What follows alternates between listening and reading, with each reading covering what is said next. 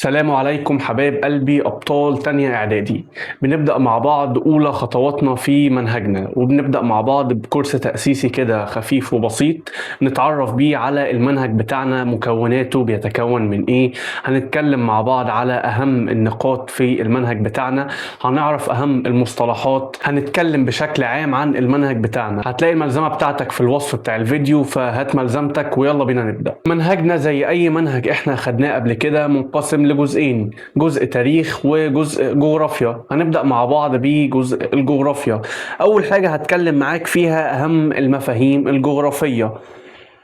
أول حاجة هتكلم فيها هي المسطحات المائية. يعني إيه يا مستر كلمة مسطحات مائية؟ وهل المسطحات المائية دي ليها أنواع ولا لأ؟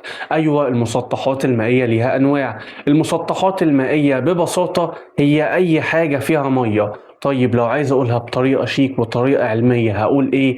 هي الأجزاء اللي منخفضة من سطح الأرض وغمرتها المياه. يعني الأجزاء اللي واطية عن سطح الأرض والمية غطتها. طيب ايه هي امثله المسطحات المائيه؟ المحيطات، البحار، البحيرات، كل دي الانهار، كل دي امثله للمسطحات المائيه. ما تيجي نتعرف مع بعض على اهم المسطحات المائيه اللي موجوده عندنا في المنهج. اول حاجه عندي المحيط. يعني ايه كلمه محيط؟ هي مساحه واسعه من الماء المالح ذات اعماق كبيرة. يعني المحيط عشان أقول على المكان ده محيط لازم يحقق شرطين: تكون المية بتاعته مالحة ويكون الأعماق بتاعته كبيرة. طيب ليه الأعماق بتاعته كبيرة؟ عشان هو بيعيش فيه حيوانات ضخمة، بيعيش فيه حيوانات زي الحيتان. مش هتلاقي حوت في بحر، الحوت مكانه في المحيط. طيب بالنسبة للبحر، البحر هو أخو المحيط الصغير. يعني إيه؟ تعال نبص مع بعض. هو مساحة من الماء المالح، برضو مية مالحة، بس أصغر مساحة وأقل عمق من المحيط. يعني المحيط الصغير بتاعه مين؟ البحر. طيب من أنواع البحور ممكن يكون بحر مفتوح أو شبه مغلق أو داخلي، ولما ندخل في المنهج بتاعنا مع بعض هنتعرف. هنتعرف عليهم بالتفصيل. عايزك تعرف ان من امثلة البحار المغلقة بحر عندي في اسيا اسمه ايه يا مستر؟ قازوين. اسمه ايه يا مستر؟ قازوين. بحر ايه؟ قزوين. بحر ايه؟ قزوين. نمسحها. لازم بقى ايه نجيب الاستيكة نمسح بيها. ماشي بس كده عشان ايه الشخبطة. بعد كده عندي الخليج. يعني ايه خليج؟ هو امتداد من البحر او المحيط داخل اليابس. يعني انا عندي بحر او محيط، نمثلها مع بعض هنا. ده كده بحر، ده كده اهو بحر، وده اليابس. في جزء، ده كده في جزء من هنا مش موجود من البحر، الجزء ده مش مقفول، فالجزء ده داخل في اليابس. اليابس ده كده اهو الجزء ده داخل فيه. يبقى تعريف الخليج هو امتداد من البحر أو المحيط داخل اليابس. طيب تعريف البحيرة: مساحة صغيرة، المياه بتاعتها مالحة ولا عذبة؟ الاتنين أكيد مش مع بعض. ممكن تكون ميتها مالحة أو تكون ميتها عذبة، يحيط بها الماء من جميع الجهات. طيب النهر: مجرى مائي عذب. الشرط بتاع النهر ان المية بتاعته مالها عذبة، تتكون نتيجة حاجتين: يا تجمع أمطار يا ذوبان جليد. ومن أشهر الأنهار اللي موجودة عندنا في منهجنا اللي هندرس فيه قارة آسيا وقارة أوروبا نهر دجلة والفرات. نهر دجلة والفرات ده موجود فين؟ موجود في قارة آسيا اللي قامت عليه حضارات العراق القديم. هنعرف الكلام ده كله مع بعض. طيب وعندنا برضو نهر اسمه نهر الفولجا. نهر الفولجا ده موجود فين؟ في قارة أوروبا. طيب هو نهر عادي؟ لا، ده أطول أنهار قارة أوروبا. يبقى إيه هو أطول أنهار قارة أوروبا؟ نهر الفولجا. وبعد كده مضيق وقناة. يعني ايه مضيق؟ ممر مائي يصل بين مسطحين مائيين. طيب والقناة؟ ممر مائي يصل بين مسطحين مائيين. ايه ده؟ هي هقول لك لا. الفرق عندي ان القناة حاجة صناعية. يعني ايه حاجة صناعية؟ يعني صنع بشري. انما المضيق حاجة طبيعية مش انا اللي عاملها. ولكن المشترك ما بين الاتنين ان هما ليهم اهمية استراتيجية واهمية اقتصادية. كلمة اقتصادية انا عارف معناها يا مستر، بس كلمة استراتيجية بصراحة انا مش عارفها. استراتيجية يعني ليها اهمية وقت الحرب ووقت السلم، يعني حاجة انا ما اقدرش استغنى عنها.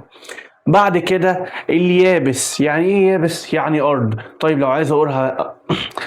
لو عايز اقولها بشكل شيك هقول لك هي الاجزاء المرتفعه عن مستوى سطح البحر ولم تغمرها المياه، يعني الميه ما غطتهاش. طيب من امثله اليابس القارة والجزيرة وشبه الجزيرة، وعندي تحت هنا الدلتا، يبقى قارة جزيرة شبه جزيرة دلتا. طيب القارة يعني ايه كلمة قارة؟ مساحة واسعة من اليابس، مالها؟ تضم عددا من الدول. ملناش دعوة، كلمة افريقيا هنا مكتوبة غلط.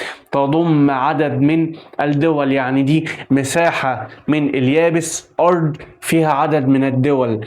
طيب آسيا عندي فيها كام دولة؟ 48 دولة. وأوروبا فيها 44 دولة، لأن دي اللي احنا بندرسهم السنة دي. بعد كده الجزيرة أرض تحيط بها الماء من جميع الجهات. بس كده؟ طيب شبه الجزيرة أرض تحيط بها المياه من 3 جهات بس. يبقى الجزيرة من جميع الجهات اللي هم كام؟ 4.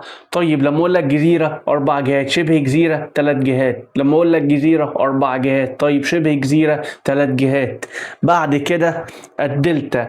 يعني إيه كلمة دلتا؟ أرض خصبة كونتها فروع النهر. طيب اتكونت من إيه؟ من الرواسب الطينية، من الطينة اللي مين حملها؟ الأنهار، ورصبتها عند المصب. وبتبقى في الغالب على شكل مثلث. بتبقى في الغالب على شكل ايه؟ مثلث.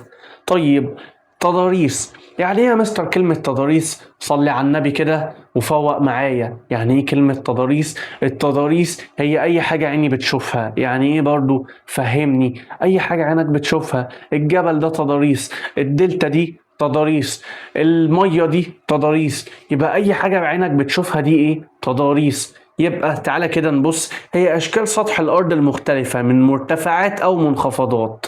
تعالى نبص، عندنا الجبال والهضاب والتلال والسهول، دول اللي عايزك تعرفهم دلوقتي. يعني إيه جبل؟ هي أرض شديدة الارتفاع. أرض مالها؟ شديدة الارتفاع. إيه مميزاتها؟ ليها قمة. ليها إيه؟ قمة. ليها قمة على شكل مثلث، وجوانبها شديدة الانحدار، ارتفاعها بيزيد عن 1000 متر. يعني عشان أقول على المكان ده جبل يبقى لازم يتحقق فيه كام شرط؟ 3. يكون ليه قمة، يكون شديد الارتفاع والانحدار، ويكون ارتفاعه بيزيد عن 1000 متر. من أنواع الجبال القلم بتاعنا، من أنواع الجبال الالتوائية أو الانكسارية أو البركانية، وهنعرف تعريف كل واحدة على مدار شغلنا. بعد كده الهضاب. يعني ايه كلمة هضبة؟ هي مساحة واسعة من الأرض مرتفعة مستوية أو شبه مستوية السطح، ولكن ميزتها ان احنا يمكن ان احنا نعيش عليها. ومن اشهر الهضاب اللي احنا اخدناها في حياتنا هي هضبة الحبشة اللي هي اثيوبيا، اللي هي موجودة في قارة افريقيا. طيب التل هو اخو الجبل الصغير. زي ما قلت لك ان البحر اخو المحيط الصغير، بقول لك ان التل ده اخو الجبل الصغير. ليه؟ لان هو ارض مرتفعة قليلا، وليه برضه قمة بس بيقل عن 1000 متر. يبقى الجبل يزيد عن 1000 متر، التل يقل عن 1000 متر. السهول هي أرض مستوية أو شبه مستوية. طيب ما هي أنواع السهول؟ سهول ساحلية، سهول فيضية، صحراوية. ساحلية، فيضية، صحراوية. يعني ايه كلمة سهول؟ لو انا عايز كده اقولها لك بشكل بلدي وبشكل بسيط، ارض سهل اللي انا اتحرك عليها، ارض سهل اللي انا اتعامل معاها وامشي عليها واشوفها والكلام ده. يبقى دي كده التضاريس اللي انا عايزك تتعرف عليها دلوقتي. بعد كده شوية تعريفات لازم تخش وانت عارفهم. المناخ هو متوسط حالة الجو خلال فترة زمنية طويلة. طيب فترة زمنية طويلة مدتها يا مستر؟ والله ممكن تكون شهر أو فصل كامل من فصول السنة أو عام كامل. يعني لما اقول لك دلوقتي حبيبي احنا في فصل ايه، تقول لي احنا في فصل الصيف. طيب لما اجي اسالك كمان شويه انت بقيت في فصل ايه، فصل الشتاء. الشتاء ده قد ايه، 3 شهور ولا 4 شهور؟ طب والصيف زيه يا مستر 3 شهور 4 شهور. يبقى ده مناخ حاله الجو في فتره زمنيه طويلة. أخوه الصغير اسمه الطقس، متوسط حالة الجو خلال فترة زمنية مدتها إيه؟ يوم، يومين، أسبوع، زي ما إحنا بنسميها نوة. يعني إيه نوة؟ يعني والله اللي أنا عندي الجو ليه خصائص معينة في الفترة دي، ولكن الجو حصل فيه تقلب. بقول لك المناخ النهاردة حر، ده الجو النهاردة حر قوي. زي ما قلت لك هي حالة الجو خلال فترة قصيرة مش فترة طويلة، ممكن تكون يوم، يومين، أسبوع. بعد كده الإقليم المناخي. يعني إيه إقليم مناخي؟ منطقة محددة على سطح الأرض لها خصائص مناخية معينة. يعني إيه إقليم مناخي؟ ببساطة أنا دلوقتي عندي قارة آسيا. هل قارة آسيا كلها الجو فيها شبه بعضه؟ لا، انا عندي حته زي شبه الجزيره العربيه الجو فيها حر جدا، وعندي حته زي روسيا، ما دي هنا في اسيا ودي في اسيا، الجو فيها تلج.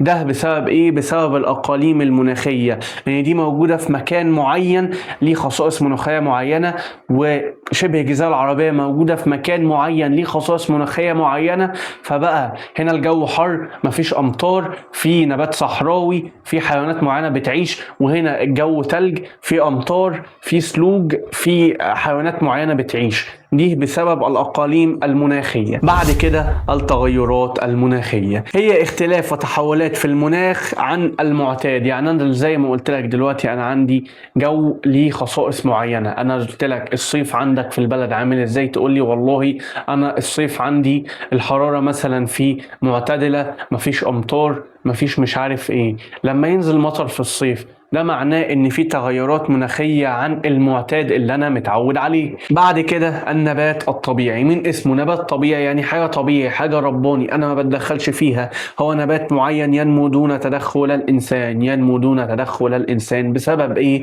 تفاعل عناصر المناخ مع التربة. تربة ومناخ اتفاعلوا مع بعض طلعوا لي نبات طبيعي. انا اتدخلت؟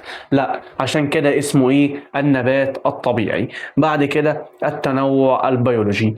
هو تنوع الحياة النباتية والحيوانية والبيئات على كوكب الأرض. يعني اللي أنا ما عنديش حيوان واحد بس. يعني أنا الحيوانات اللي حواليا كلها مش قطط، لا أنا عندي قطط، عندي كلاب، عندي أبقار، عندي ماعز، عندي جواميس، عندي أفيال، عندي نمور، عندي أسود. عندي حيوانات متنوعة. ما عنديش نبات واحد، ما عنديش نوع زراعة واحد، أنا عندي تنوع.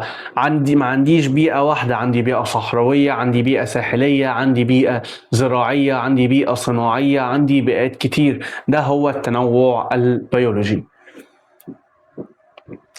بنكمل في التعريفات وبنخش على التنمية المستدامة. يعني ايه كلمة تنمية مستدامة؟ هي الاستثمار الافضل للموارد المتاحة. يعني انا عندي موارد حديد، ذهب، نحاس، بترول، غاز طبيعي، منجنيز، فوسفات، فضة. عندي موارد لازم استخدمها بشكل كويس. ليه؟ عشان والله اشبه حاجة الاجيال الحالية، بس لا، عايز احافظ على الموارد دي وانميها عشان الاجيال القادمة. يعني انا مش عايز اكل واشرب وابني يجي يجوع، مش عايز انا او ابني بس ناكل ونشرب ويجي ابني يجوع. انا مش عايز اخلص كل حاجة. طيب النشاط التعديني. يعني ايه كلمة تعدين؟ يعني اني بخرج المعادن ومصادر الطاقة من باطن القشرة الارضية او بالقرب منها. طيب التعدين المستدام. يعني ايه كلمة تعدين مستدام؟ زي التنمية المستدامة. يعني تنمية مستدامة اللي انا عندي موارد بستخدمها مع حفاظ حقوق الاجيال القادمة. يبقى التعدين المستدام ادارة الموارد المعدنية بطريقة مالها بتحقق التوازن ما بين مين؟ احتياجات البيئية والاجتماعية والاقتصادية لمين؟ للاجيال الحالية والقادمة. يعني الاجيال الحالية تاكل وتشرب وتعيش وتطلع معادن، والاجيال الجديدة برضو تعيش وتطلع معادن. ما خلصش انا كل حاجة واسيب اللي بعدي من غير حاجة. بعد كده التعدين السطحي والتعدين الباطني. ليه أخدت الاتنين مع بعض؟ لأن هي كلمة تعدين سطحي يعني على السطح، أنا ما حفرتش كتير. طب يعني إيه باطني؟ يعني أنا حفرت ودخلت لجوه. التعدين السطحي أحد أنواع التعدين، ماله؟ بيتم فيه استخراج المعادن من الطبقات القريبة من سطح الأرض. زي إيه؟ فحم وحديد. بيكونوا من غير حفر أنفاق عميقة. طيب التعدين الباطني أحد أنواع التعدين برضو، ماله؟ بستخرج فيه المعادن من الطبقات العميقة. أنا حفرت جامد عشان أطلع المعادن من تحت سطح الأرض عن طريق حفر أنفاق وممرات. تدوير المعادن، يعني ايه كلمة تدوير معادن؟ عملية التدوير المقصود بيها اللي انا عندي المنتج ده باظ، انا هاخده مش هصلحه، انا هرجعه المادة خام واستخدم المادة الخام دي يصنع منتج جديد شبهه، يصنع حاجة تانية بس بنفس المادة الخام، بدل ما اروح اخرج المادة الخام دي تاني من بطن الارض.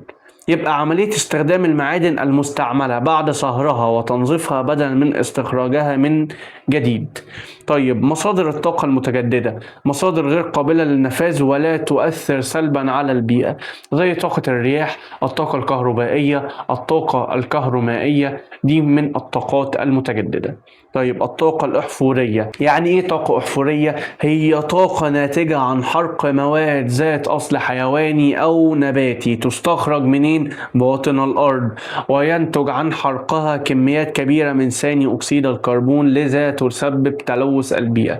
زي البترول ناتج عن تحلل الكائنات الحية على مدار السنين، مش سنة ولا اتنين، يعني مش مجرد ما الكائن الحي يموت بيظهر البترول. بعد كده بص اهو بدلنا البورد. بعد كده الفحم، هو بقايا أشجار وشجيرات جفت وانتمرت منين؟ منذ آلاف السنين، يعني ولا سنة ولا اتنين ولا 1000 ولا 2000، منذ آلاف السنين. مالها؟ تحت التكوينات الصخرية ونتيجة للحرارة والضغط، مالها؟ تحولت إلى مادة كربونية سوداء اللي احنا سميناه الفحم الحجري، لأن الفحم في الأساس على شكل حجر. بعد كده البترول، يعني ايه بترول؟ تكون نتيجة لتحلل كائنات عضوية كانت تعيش منذ آلاف السنين، يعني أنا عندي حيوانات ماتت وانقرضت وتحللت منذ آلاف السنين بتكون لي بترول. بس الحيوانات دي فين؟ في البحار. فين؟ في البحار، وبعد موتها دفنت وغطتها رواسب الطين والرمل. ايه اللي حصل لها؟ تحللت ونتيجة للحرارة والضغط العالي اتحولت للبترول.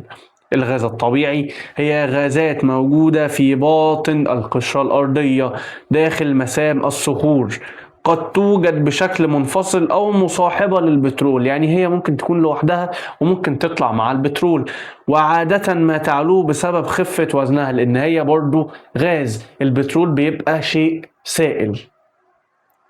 يعني ايه ثورة صناعية؟ هي تحولات علمية واقتصادية كبرى نتيجة لاكتشاف الآلات البخارية. ايه هي الآلات البخارية؟ هي اللي بتتحرك بالفحم. بتتحرك بايه؟ بالفحم. بعد كده الأخطار الطبيعية، هي أخطار تنشأ نتيجة عوامل طبيعية ليس للإنسان دخل فيها، يعني هي حاجة حصلت أنا ماليش دخل فيها. طيب الأخطار البيئية دي بتنشأ نتيجة لعوامل طبيعية وبشرية وتسبب تدمير للبيئة. بتسبب إيه؟ تدمير للبيئة. التصحر هو تدهور أو تناقص القدرة الإنتاجية للأراضي الزراعية. تدهور أو تناقص إيه؟ قدرة إنتاجية للأراضي الزراعية. إيه؟ قدرة إنتاجية للأراضي الزراعية، وقد تكون أسباب طبيعية أو بشرية. يبقى قدرة إنتاجية للأراضي الزراعية. ليه؟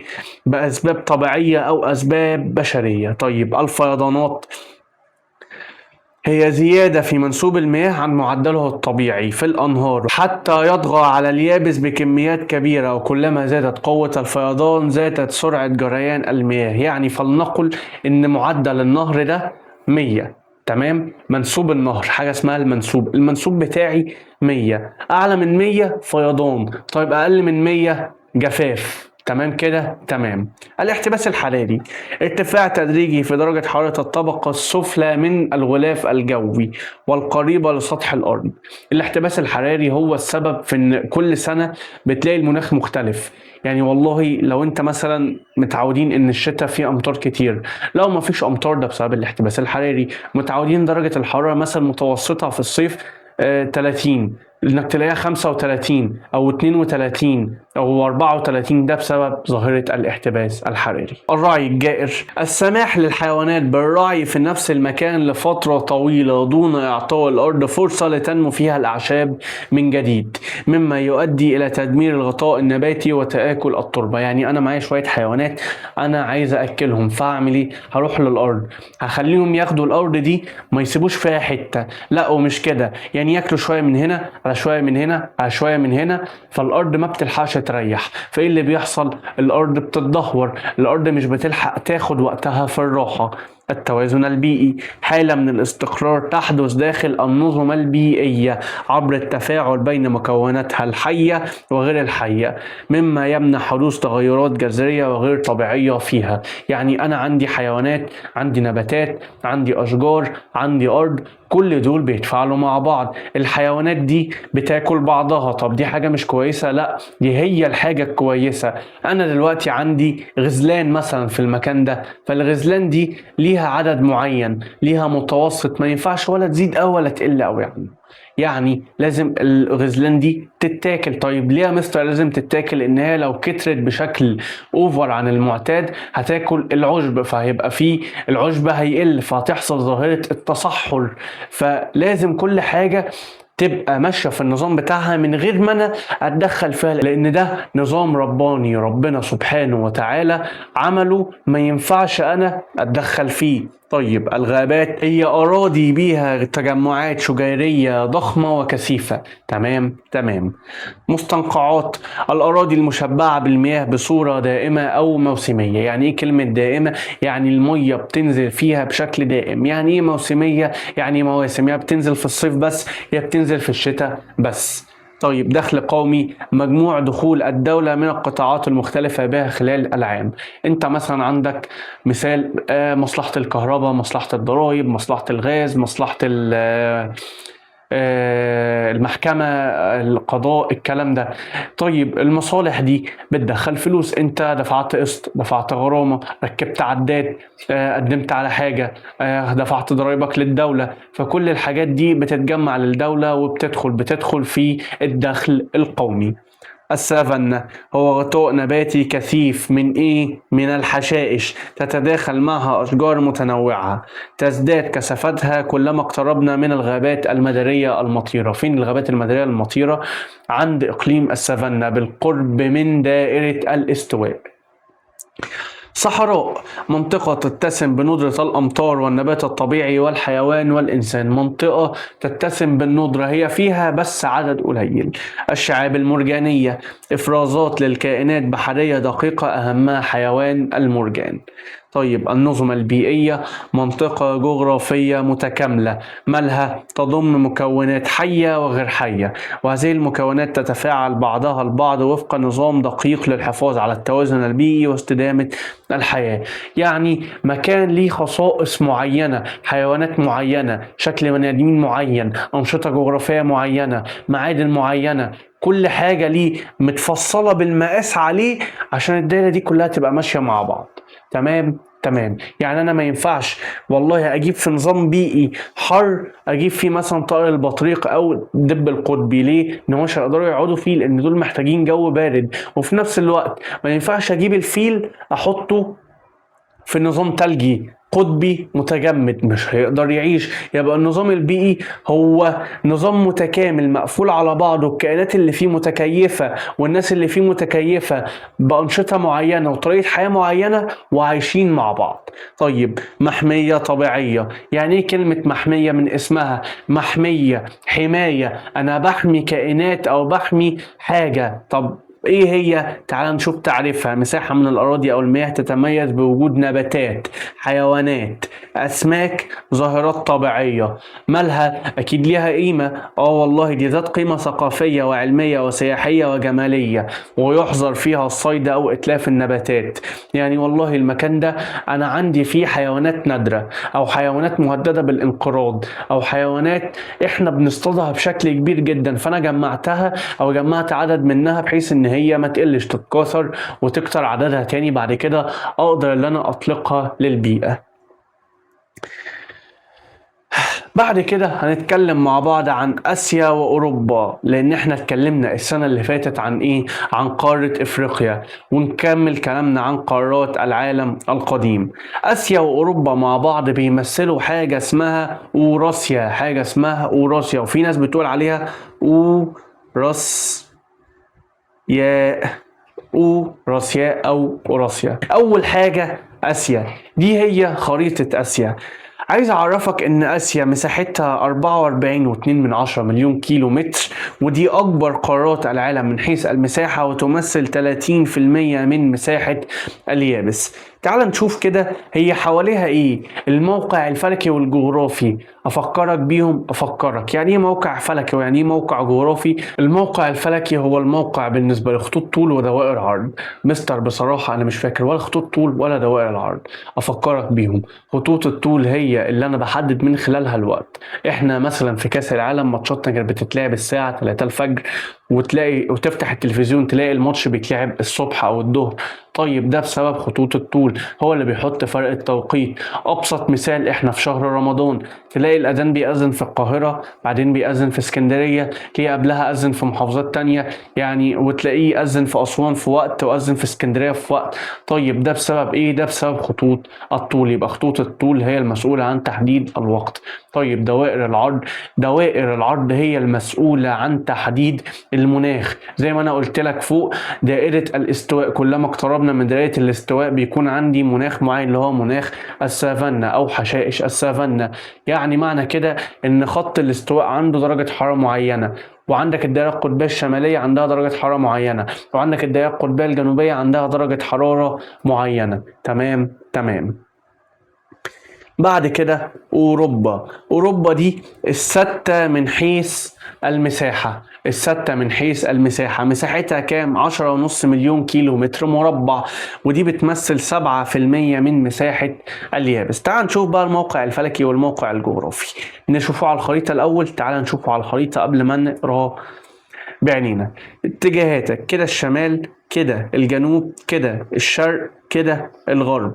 تعال نشوف في الشمال عندي ايه؟ محيط قطبي شمالي بس. طيب انزل لي في الجنوب محيط هندي. طيب في الشرق محيط هادي بس كده.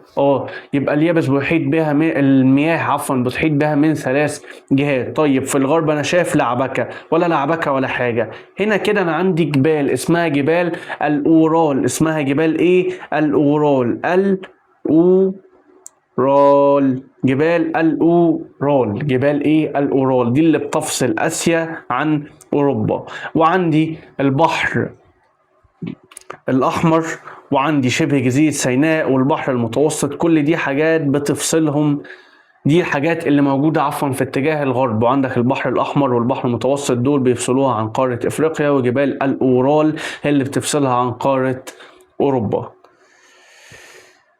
نبص وبعد كده نبقى نبص على قارة أوروبا. يبقى زي ما قلت لك، شمالا محيط قطبي شمالي، شرقا محيط هادي، جنوبا محيط هندي ويحيط بها المياه من 3 جهات. طيب غربا عندي حدود برية، جبال الأورال تفصلها عن أوروبا.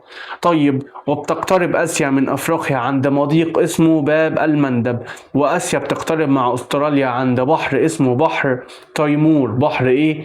تيمور. وتقترب آسيا من أوروبا عند مضيقين اسمهم البسفور والدردنيل. البسفور والدردنيل. البسفور والدردنيل. وتقترب آسيا من أمريكا الشمالية عند مضيق اسمه بيرنج. عند مضيق اسمه بيرنج.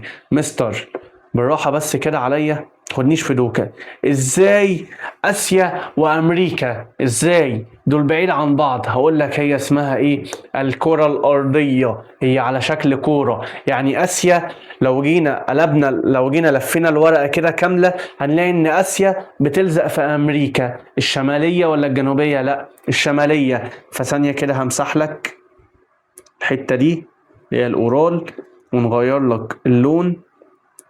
دي كده اسيا. الحته اللي لازقه منها دي، الحته دي كده اللي انا شخبطت لك عليها بالاصفر، هي دي الحته اللي فيها مضيق بيرنج اللي بتقترب منه اسيا وامريكا الشماليه عند بعض. تمام تمام. بص بهدلنا الدنيا. تعالى بعد كده نكمل في الموقع الفلكي. هو الموقع بالنسبة لخطوط الطول ودوائر العرض بيقول لك تقع معظم آسيا في النصف الشمالي ما عدا الأجزاء من جزر إندونيسيا، بعض الأجزاء من جزر إندونيسيا أو الجزر الإندونيسية. يعني لو قال لك صح وغلط، تقع قارة آسيا في الجزء الشمالي من الكرة الأرضية، تقول لي غلط. ليه؟ لأن هي كلها ما عدا بعض الجزر الإندونيسية بتقع في الجزء الجنوبي. دوائر العرض الرئيسية التي تمر بها مدار السرطان ودائرة الاستواء. طيب دائرتي عرض اللي بيمروا فيها هما 10 جنوبا 81 شمالا، وخطي طول 26 شرقا 17 غربا، وده أكبر امتداد فلكي في قارات العالم. تعالى لي كده نبص على قارة أوروبا: شمال، جنوب، شرق، غرب. في الشمال المحيط القطبي الشمالي، وفي جنوب البحر الأبيض المتوسط، وفي الغرب المحيط الأطلسي. طيب وعندك في الشرق عندك هنا قارة آسيا. تمام. تيجي ننزل كده نبص بصة مع بعض. فين تعالى هنا، هتلاقي الموقع بتاع أوروبا، الموقع الجغرافي: المحيط القطبي شمالا، البحر المتوسط والمحيط والأسود جنوبا، وشرقا قارة آسيا، وغربا المحيط الأطلنطي، وبتحيط المياه بها من 3 جهات زيها زي مين؟ آسيا.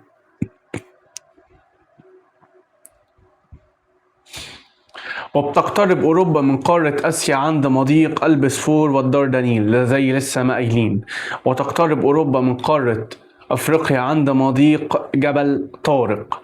طيب بالنسبة للموقع الفلكي: 36 ولحد 71 شمالا، من 36 لحد 71 شمالا، وتمتد بالكامل في النصف الشمالي، مما أدى لوقوع معظمها في المنطقة المناخية المعتدلة الشمالية. يبقى قارة أوروبا بأكملها في الجزء الشمالي، على عكس قارة آسيا اللي هي في الجزء الشمالي ما عدا بعض الجزر الإندونيسية في الجزء الجنوبي. طيب دوائر العرض الرئيسية التي تمر بقارة أوروبا: الدائرة القطبية الشمالية، وخطوط الطول اللي بتمر فيها من 66 شرقا حتى 25 غربا، وبيمر فيها خط الطول الرئيسي اللي هو عمو جرينتش. أهم المفاهيم التاريخية اللي عندي: يعني ايه حضارة؟ هي كل ما انتجه عقل الانسان سواء كان مادي او معنوي. يعني القلم ده شيء مادي، تمام، لكن الفكر اللي في دماغي ده شيء معنوي انا ما اقدرش المسه.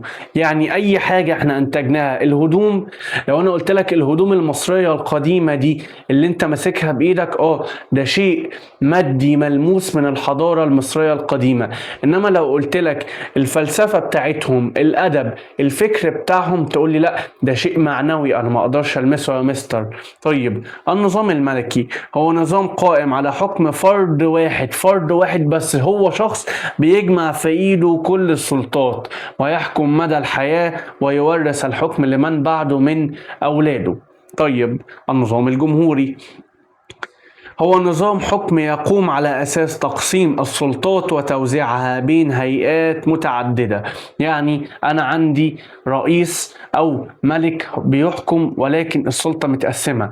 عندي واحد هنا مسؤول عن القضاء، عندي واحد مسؤول عن المالية، عندي واحد مسؤول عن الخارجية، عندي واحد مسؤول عن وزارة العدل. عندي دنيا متقسمة، مش كله في ايد شخص واحد. طيب امبراطورية: دولة كبيرة مترامية الأطراف تسيطر على شعوب وأراضي متعددة بفضل قوتها العسكرية والاقتصادية.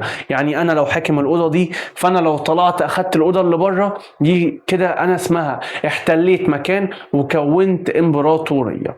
طيب نظام الامبراطوري: نظام حكم انتشر قديما، ماله تكون فيه السلطة في يد امبراطور، ويتولى حكم امبراطورية واسعة تضم عددا من الأراضي والشعوب، وتكون السلطة بتاعته مالها سياسية ودينية مطلقة، يعني هو حر يعمل أي حاجة. طيب نظام الشورى هو مبدأ إسلامي يقوم على استشارة أهل العلم والصلاح والتقوى، يعني الناس اللي هم أهل الثقة في الدولة في بعض الأمور السياسية والاقتصادية والاجتماعية الخاصة بمين؟ بالدولة. ليه؟ عشان نتعرف على آرائهم في هذه الأمور قبل تنفيذها. يعني أنا عندي مشكلة، عندي حرب، عندي أزمة ما بمر فيها في الدولة بتاعتي، فبجمع الناس اللي هي أهل الثقة، الناس اللي دارسة، الناس اللي فاهمة، الناس اللي عارفة كل حاجة وعندها بعض العلوم اللي انا اقدر اعتمد عليها وبسألهم وبعرف رأيهم.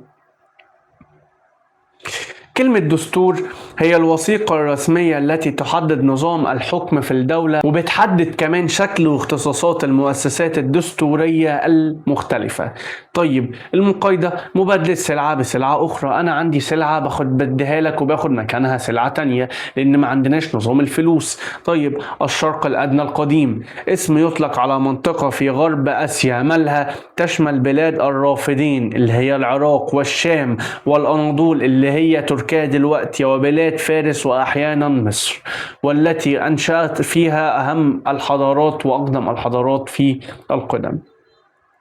طيب الشرق الأقصى اسم يطلق على المناطق الواقعة في أقصى شرق آسيا ويظهر فيها الحضارات القديمة زي الحضارة الصينية. طيب منظمة اليونسكو هي هيئة دولية تابعة لمين؟ لمنظمة الأمم المتحدة، مالها مسؤولة عن التربية والثقافة والعلوم. الخط الديموطيقي ماله؟ هو خط شعبي، مين اللي استخدمه؟ المصريون القدماء. استخدموه ايه؟ في جميع نواحي الحياة العامة. طيب الاضطهاد دي حاجة وحشة، يعني ايه؟ شكل من اشكال الظلم الذي عانى منه المسيحيون على يد الرومان. طيب الأديرة هي اماكن مخصصة لمين؟ عيش الرهبان والراهبات. من هم الرهبان والراهبات؟ هم ناس في الديانة المسيحية تركوا متع الحياة واختاروا ان هم يقعدوا يتعبدوا لله بس، للعبادة والعزلة عن الحياة العامة. طيب كده خلصنا أهم التعريفات. تعالى مع بعض نتكلم عن أهم الحضارات التي قامت في قارة آسيا.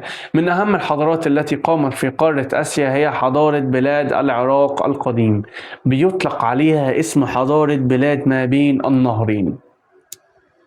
ليه؟ لأن هي نشأت هناك على السهول اللي موجودة عند نهري دجلة والفرات، فهي بلاد ما بين النهرين أو بلاد ما بين الرافدين أو الرافدين، تمام؟ لأنها نشأت في السهول الفيضية وقامت على الزراعة والتجارة ونقل البضائع. طيب أمثال الحضارات دي عندي 4، إيه هم؟ سومرية، أكادية، بابلية، آشورية. سومرية، أكادية، بابلية، آشورية.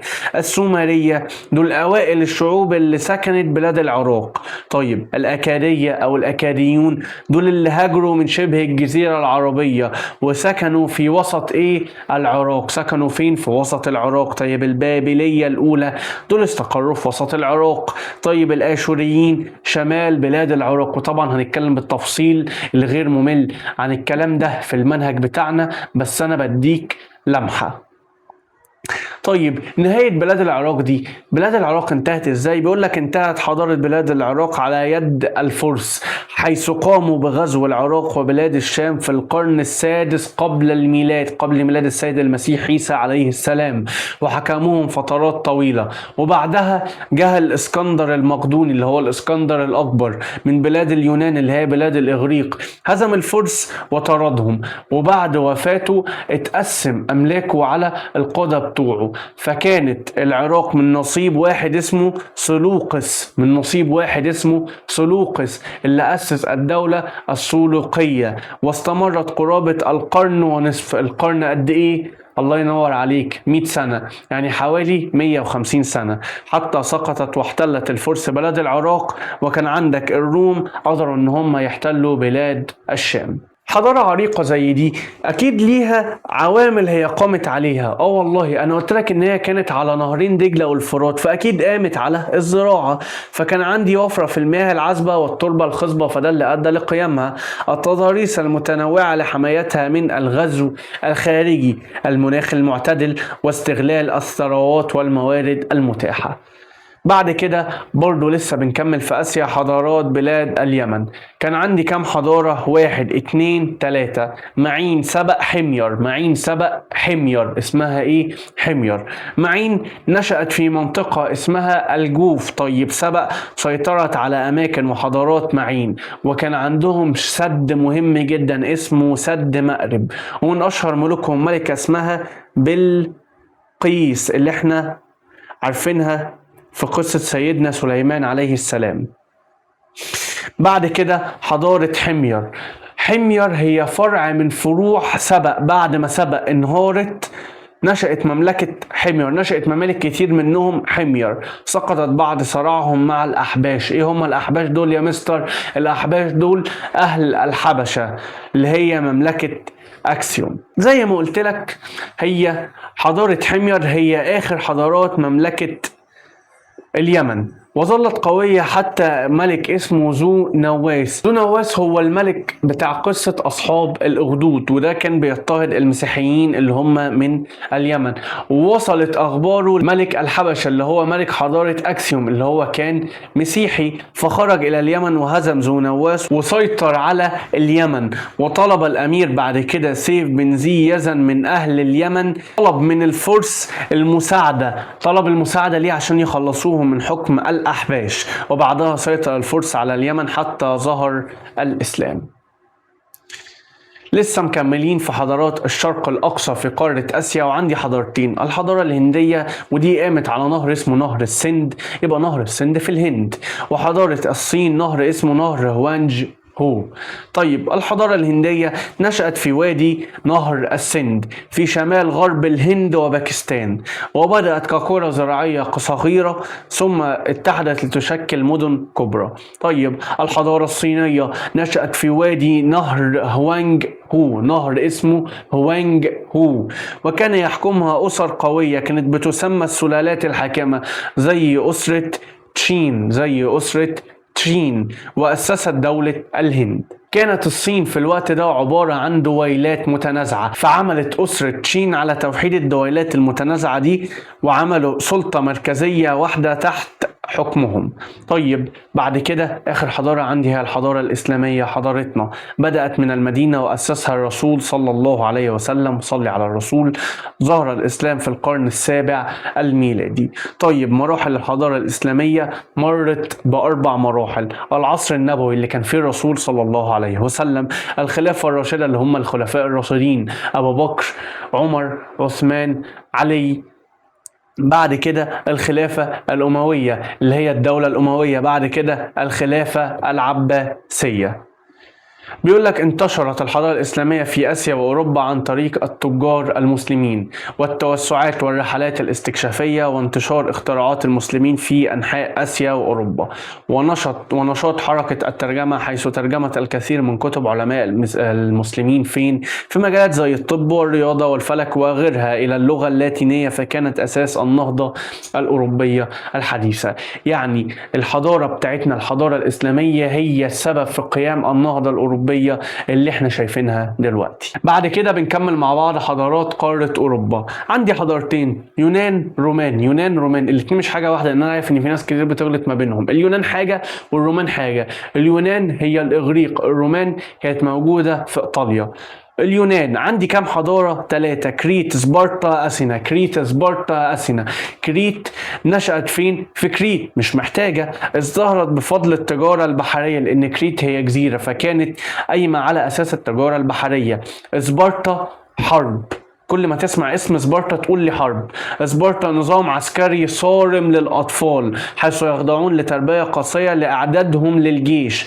طيب حضارة أثينا كان هناك توازن بين طبقات المجتمع. ليه؟ حيث تنوع دخلها بين الزراعة والصناعة والتجارة، ما كانتش ثابتة على مهنة واحدة، كان عندها زراعة كويسة، صناعة كويسة، تجارة كويسة، فكان عندي طبقات المجتمع ما بينهم توازن. ودي سقطت على يد الإسكندر الأكبر المقدوني الذي أسس مدينة الإسكندرية في مصر، حيث حتى توفي، وكانت مصر من نصيب بطلميوس بن لاجوس. وقلت لك إن العراق كانت من نصيب مين؟ سلوقس الذي أسس دولة البطالمة، واستمرت 3 قرون يعني 300 سنة، وانتهت على يد كليوباترا السبعة التي انتحرت بعد هزيمتها في معركة اسمها أكتيوم. بعد كده الحضارة الرومانية. عارف انك فصلت، حقك عليا، بس والله صدقني احنا بنعمل كده لمصلحتك، احنا بنحاول نلم لك الدنيا والله بإذن الله تعالى. المحاضرة دي لو ذاكرتها كويس، مش بقول لك اقعد، لا، الملزمة معاك واقعد خطط بإيدك، ما طلبتش منك تكتب حاجة. والله بإذن الله تعالى المحاضرة دي هتخليك سابق كل زمايلك على مدار الترم، لان انت بادئ بدري وبادئ واخد معلومات المنهج كلها في كبسولة في ظرف ساعة، وان شاء الله اقل من ساعة. الحضارة الرومانية بدأت من روما وتوسعت وسيطرت على كل ما حولها، لدرجة إن هم كانوا بيطلقوا على البحر المتوسط في الوقت ده البحيرة الرومانية، لأن كان كل حاجة حواليها تبعها.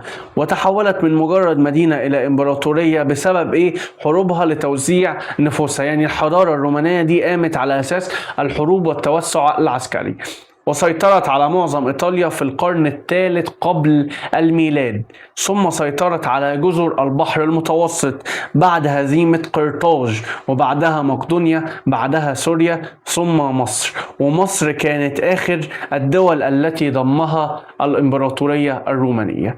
ومن أشهر ملوكها عندي 4: أكتيفيوس، ترجان، دقليانوس، وقسطنطين الأول الذي أسس القسطنطينية. ودخلت المسيحية مصر في منتصف القرن الأول الميلادي على يد واحد اسمه القديس مرقس، وده اللي أسس مدرسة الإسكندرية اللاهوتية اللي هي المدرسة الدينية. وبكده نكون خلصنا مع بعض. أتمنى تكون استفدت، واعمل شير للفيديو لأصحابك، وأشوفكم على خير في المحاضرة الجاية، والسلام عليكم ورحمة الله وبركاته.